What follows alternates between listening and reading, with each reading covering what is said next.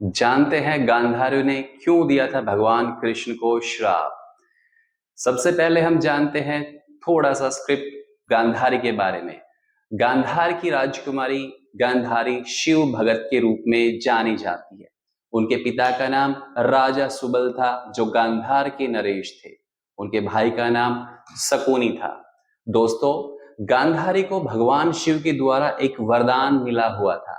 वरदान ये था कि जब भी गांधारी अपने आंखों से पट्टी खोलेगी तो जिसको प्रथम बार वो देखेगी उसका शरीर वज्र का हो जाएगा, लोहे के समान हो जाएगा, उसको कोई भी क्षति नहीं पहुंचा पाएगा। आंखों पर पट्टी गांधारी ने अपने पति धृतराष्ट्र के प्रति समर्पण और दुख के प्रतीक के रूप में बांधी थी।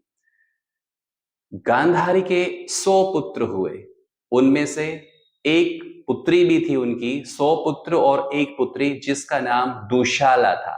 दोस्तों, आपको पता है कि 100 पुत्रों में से एक पुत्र कौरव का ऐसा था जिसका नाम विकर्ण था और वो पांडवों के पक्ष में बोलता था। अब सवाल आता है कि गांधारी ने भगवान कृष्ण को श्राप क्यों दिया, जो एक रहस्य भी है और बहुत कम लोग जानते हैं इसके बारे में।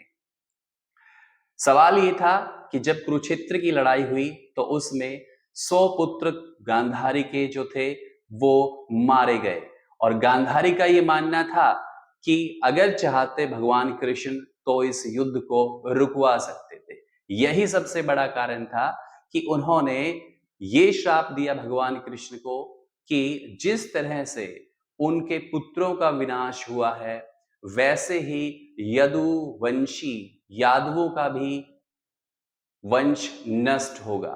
दोस्तों, गांधारी के इस श्राप के बाद 36 वर्ष के उपरांत उसके श्राप का असर दिखाई देने लगा और यादवों में 36 वर्ष बाद आपस में कलह शुरू हो गई, आपस में युद्ध शुरू हो गया और वे लोग आपस में युद्ध करके लड़ाई करके आपस में मर मिटे।